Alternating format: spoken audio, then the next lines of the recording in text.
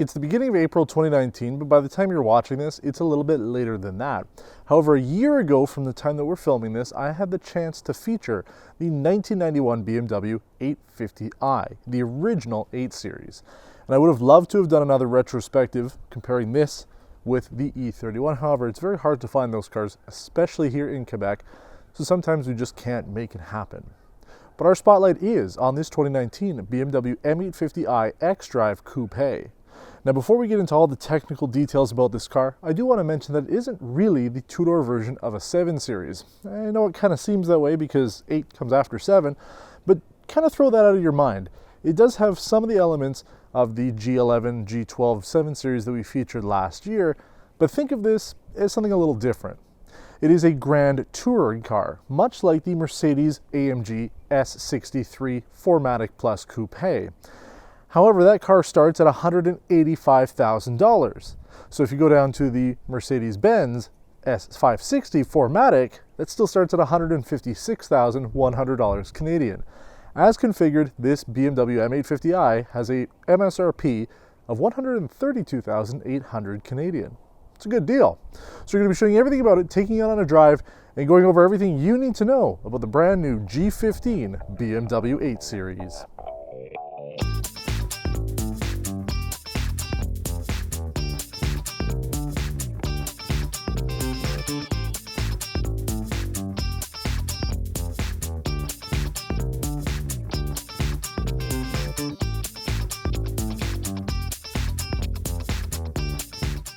I mentioned during the introduction sequence that this M850i xDrive Coupe is MSRP for $132,000 Canadian.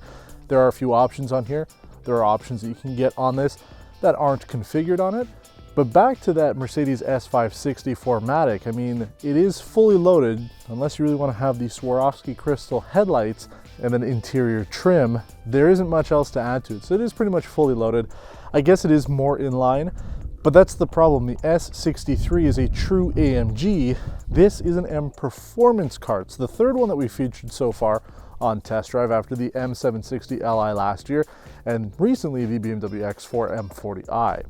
Now this uses a 4.4 liter twin turbo M performance V8, produces 523 horsepower, 553 pound-feet of torque, and it will do 0 to 100 kilometers in 3.7 seconds. This is a 1/10 of a second faster than the BMW M760 Li.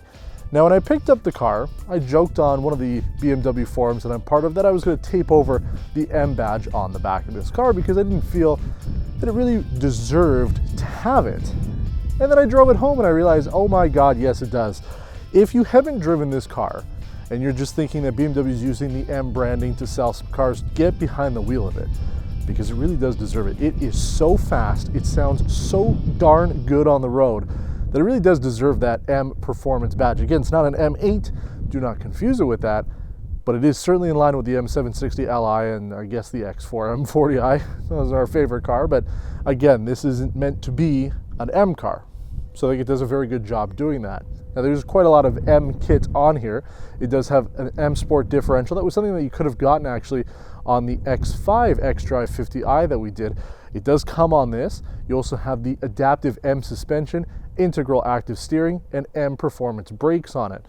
Plus you've got the look of it. You know, this is, as far as I'm concerned, the way that I would probably configure the car if I bought it. I find a lot of the 8s come with the black kidney grills, which is fine, you can do whatever you want. But when it comes to the M performance cars, you can tell that they are an M performance car right away because the kidney grills and the mirrors are different colors, plus the air breathers on the side, they have that new signature M performance look, just like the M760 Li had and the X4 M40i. So I like it in this color. Also, the color here, fantastic. If you've watched any of the other coverage of the G15, something like the Grand Tour, they had it in sunburst orange. This is, as far as I'm concerned, much better color, Barcelona Blue. There's some other stuff that comes with this. You do have the 8-speed Steptronic transmission. They're not using a double clutch system on here. And really very few of BMW's cars can come with that M double clutch transmission, which is a shame because it was really good in the M2. But it's an interesting transmission. It uses GPS to determine whether or not you're going to be shifting up or down. It uses GPS data as well as cameras and sensors for the automatic start-stop system. So it'll tell if you're coming up to a yield sign and think, better not use the auto start stop. He's going to be going right away. Anyway, if you keep it in sport mode, which you should, it won't be on anyway, so that won't matter too much.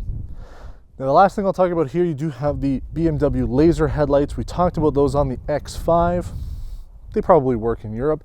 I haven't noticed a difference here. Now we're gonna go around back. Not that there's a whole lot to talk about there, but I have a completely different set of things we're gonna do, and then we'll jump on the inside. You know how electric cars are mandated now to make noise so that when you're driving along you don't run over somebody who's walking along the street? Same should be true for the trunk on the M850i here. It is so quiet. So I swipe my foot here. You can't hear it. You can't hear it on the microphone 100%. I can barely hear that it's opening. It's like wistfully silent. I don't know if BMW said, you know, when we're engineering this car, people are going to be using the trunk all the time. We need to make sure that they don't hear it. But whatever the reasoning is behind it, it's really quiet. Trunk space isn't huge. I mean, it's not too bad. We did take a look at the E31, and it was probably smaller than this. There is no way to get underneath the floorboard, though. It is meant to be there, so you can't get into that portion. And you can push the seats flat if you wanted to. That's about it. You do have your button to be able to close the trunk. Because the way the design is here, some of this area where your camera is and the LED lights for the license plate is part of the trunk area here. It's a little different, but I do like it, and that's the thing for this generation of car. You're either going to love it or you're going to hate it. And I find that this looks a lot more like the X4, but it looks way better as a car than it does an SUV. Taillights are very similar. They've got the darkened turn signal portions there. M850i on the right, xDrive on the left. I think it's a good looking back end. Again, especially in Barcelona Blue, gives this car a nice look to it. It's not overly bright, not overly vivid, but it does have a nice contrast to the rest of the vehicle. So I like it back here. You have parking sensors on the front and back of the car, 360-degree camera. Quality is good if they installed it properly. You also have automatic parking, and there's no rear sunshade on the back. I guess it's a coupe, you wouldn't expect it, but that's why I'm saying this isn't the two-door version of the 7 Series. Once we get inside, you'll kind of understand. So let's jump in now. We'll talk about the features there, and then we will take this car on a lot of road testing. I want to give the BMW communications team in Toronto a huge shout out for configuring not only this car without the exterior sunset orange paint, but this interior, man. Oh, I love it. Anything other than black as far as I'm concerned. Not that there's anything wrong with black, but I like to see the texture and depth in the seats. You just can't get that when everything is all the same color. So this is BMW individual bicolor merino leather. Inside parts are Tartufo, the outside is black. You do have that theme running throughout the entire car here. The dashboard is full leather running around the center console here. I mean, everything really is a soft touch material, except for the piano finish around here. I'm not a big fan of this stainless steel fabric trim. Might work for some people. Kind of gives it like a chainmail kind of look to it. But you can have wood in here. That would have been my choice. But man, this inside, I like just the contrast, the brown with the blue exterior. Now it does look a little dark in here. There is no sunroof on this car because it does have the $3,000 M carbon roof. So the entire roof here is made out of carbon fiber, along with the carbon core of the vehicle itself. This car has enough weight saving that I kind of ruined that by sitting in it. But the point is that this car is meant to be light, agile, perform well, and also be pretty comfortable as long as you're just the driver. Backseat space is pretty much unusable by anybody over 4 feet tall. My daughter fits back there. Is she comfortable? Not really. It's a little similar actually to the BMW M2. Certainly more space, and definitely a lot more space up here for the people in the front, but a Grand Tourer isn't really meant for the back seats.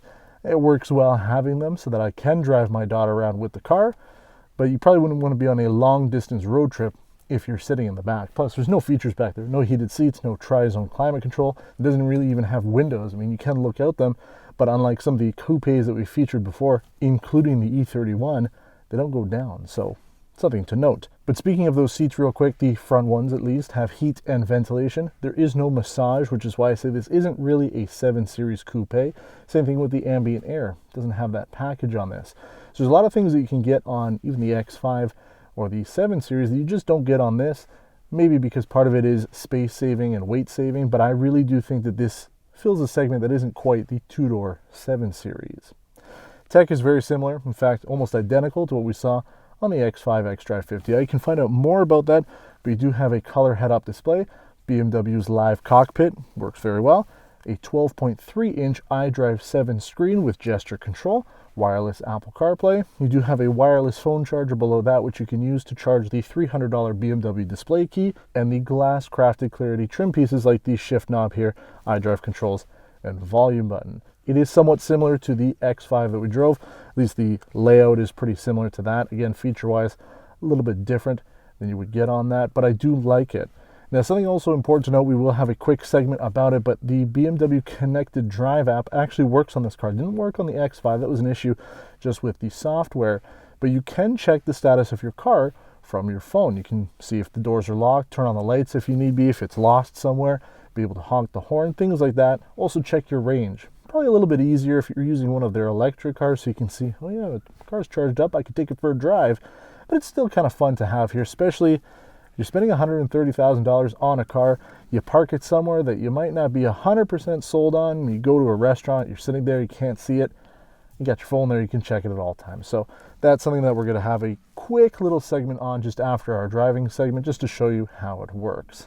But aside from that, that is the interior here. I am comfortable. I mean, the seats here are very good, even though the space is a little tight. Visibility is also a little different on this car. Probably, again, more in line with something like the S-Class Coupe. But that's enough about the interior here. You guys want to see how it performs on the road. And really, I don't need an excuse to drive this car. It's just so much fun. I'm excited to do it. So we're going to take it on the road, do some performance stuff with it, and show you everything else about the 2019 M850i.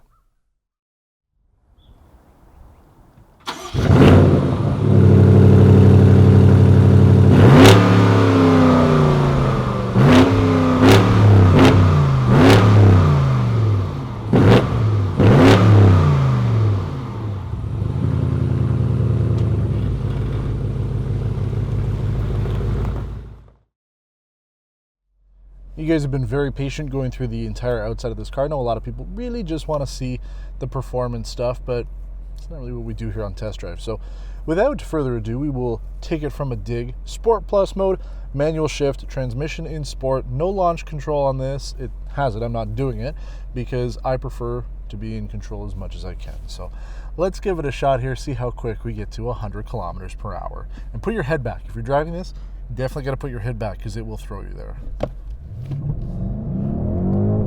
Holy shit. 100. Wow.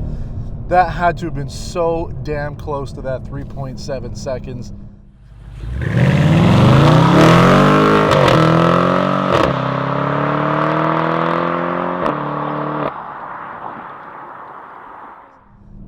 That it takes to get into that. Holy crap, man. And when you give it some gas, whoo, even without being in manual shift mode or even the sport transmission, you still get thrown back into your seat. Twin turbo V8. You saw a little bit of turbo lag. You saw there when I put my foot down, there was like maybe half a second before, whoo, you really got the power going on. But man, not only does this car sound phenomenal, that exhaust, it'll crackle, it'll pop, give you a little bit of excitement coming out of it. The steering is really firm, especially when you have it in sport mode. You almost can forget that it has electronic steering, plus the fact that it has integral active steering, which essentially means the rear wheels will turn depending on how fast you're going and how much turning you need to do. It doesn't do it all the time. It's not like the Cadillac CT6 when we featured it, where essentially it's running all the time, but it'll do it when it needs it. So going around a corner like this, I don't know, maybe the rear wheels are going. Who knows? Oh man. You can get into a whole mess load of trouble with this car just because it is so fast. And that's the problem that I had with it on the highway. When I was coming here the first day, yeah, I'm respectful of the speed limit. I've been pulled over once since moving here, so I always make sure that I'm doing the speed limit. But if you put your foot down a little bit to pass somebody, you're going from 110 to 140 in a literal blink of the eye. You'll be like, whoa, and then you're there. You have to be really, really careful because of how fast this car is. If you're not the type of person who wants to have 200 different speeding tickets in the course of a year, you gotta be careful with it. And that's the one problem with this car, if you want to say, it is just too fast.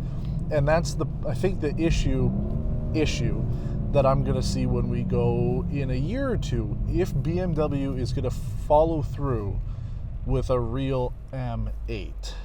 Because what are they going to do? I mean, this car already is the second fastest car that they produce, road-going car that they produce.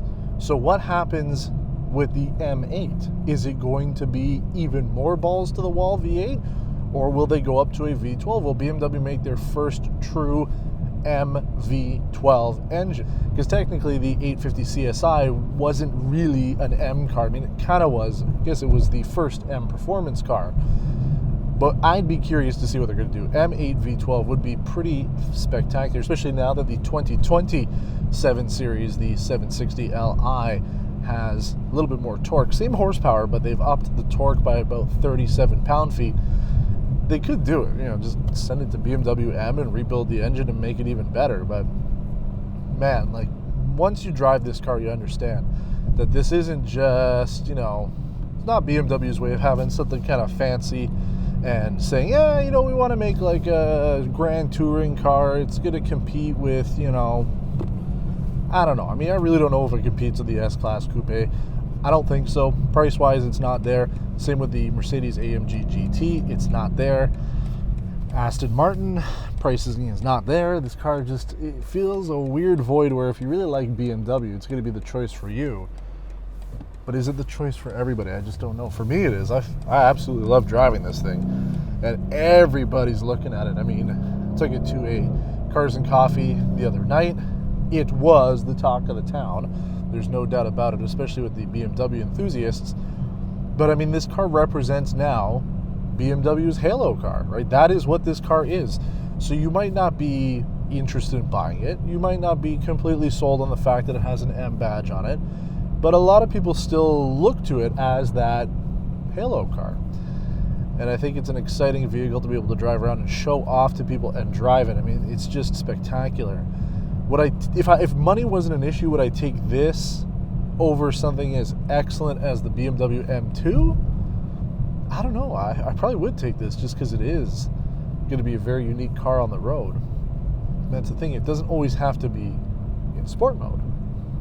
It really is like driving two different cars. When you put it into Eco Pro mode, it really changes the overall dynamic of this vehicle dramatically.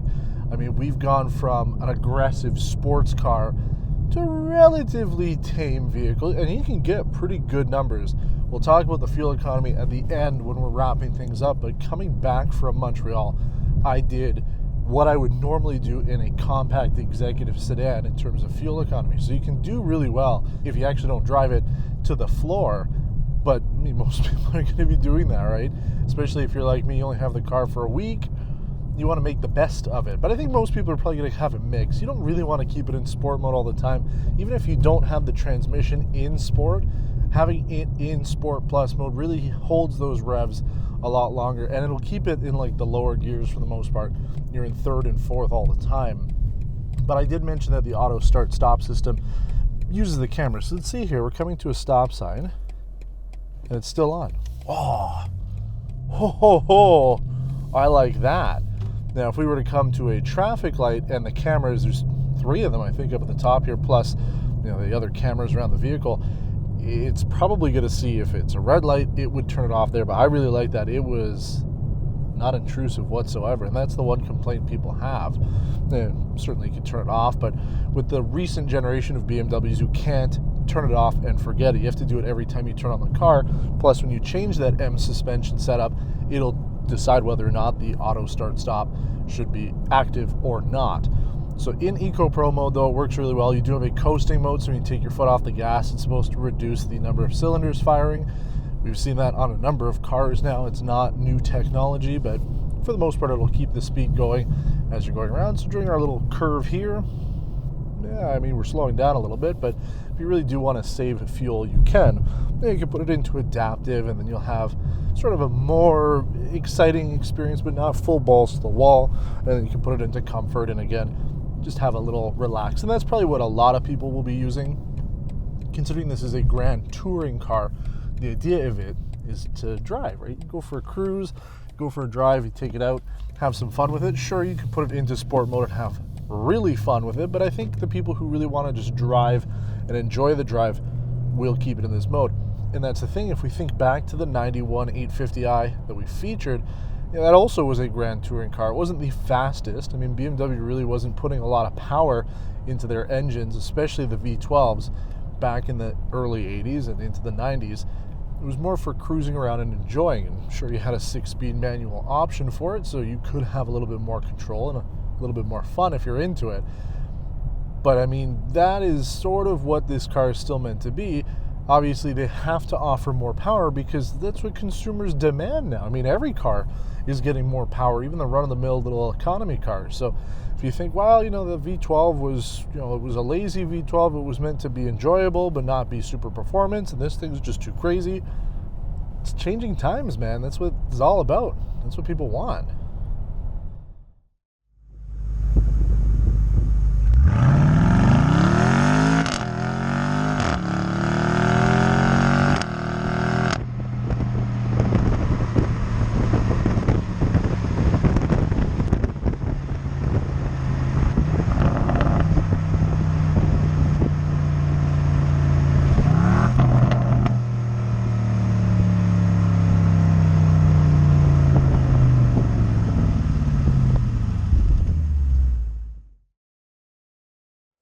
Now, I mentioned we were going to be talking about the BMW ConnectedDrive app. We're also going to talk about the display key real quick. But the idea with the app, you can't see it here, but you'll see a screen recording, is you can check what's going on with your car. Maybe you leave it at valet or whatever. You want to see if it's locked or unlocked, or maybe there's a ton of people with Barcelona Blue 850i's sitting in a parking lot and you don't know which one's yours. So you have the ability to lock the car. It takes a few seconds for it to actually do it, but you should see here it will lock in about 5 seconds. It does work more or less. It is slow because you're using the data connection on your phone. Now that worked. You can see I turned on the headlights from here. I'm going to try locking it one more time just to see. Oh, you know what? I guess it is locked. It just doesn't remote close the mirrors. That is strange. It does work. So you do have the option to do that. I'm not going to do the horn just because that is super annoying, but you can do quite a bit more from that if you're paying for more services, and I think you have more options if you're in Europe. But that's the ConnectedDrive app. You can also set up things like if you put in an address, you can send it directly to the car. Again, that's something that you have to set up with your phone. Now I'll talk super quick about the display key. We did talk about it more in length when we did the BMW M760i a little while ago. I'm not a huge fan of it. It's a little slow. I find that getting through the system here is a little laggy. You don't have the remote parking feature like we saw on the M760, so you do lose that feature, but you can essentially see if the windows are open or closed, if the alarm system is on. And the one benefit certainly for our climate, when it's cold out, you can remote start the car. And as long as you're within range of it, it starts up with, a few seconds there. So you've got it going there. Preconditioning works pretty well, so you have that option. Plus, you can also turn it off too, if you so choose. Engine stop. Again, only on the preconditioning system. It's not like if you were actually driving it, you want it to turn off. So you do have the options there. It works. You have to charge it all the time. The one issue I find with a performance car like this, where you put it on the charger when you're actually using it in performance mode, it's getting thrown out of the charger all the time. So it's kind of silly. But anyway, that's the two sort of enhanced tech options to get into your vehicle. Just wanted to go over that briefly. So hope you know more about it now.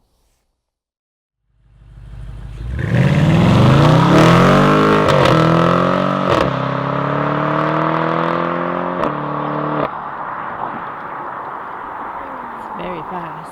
Yeah, it's pretty.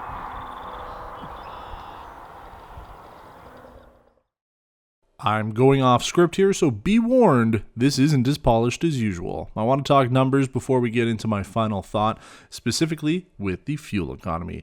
We did our 100 kilometer test loop, which averaged a mind-boggling 8.3 liters per 100 kilometers or 28 US miles per gallon.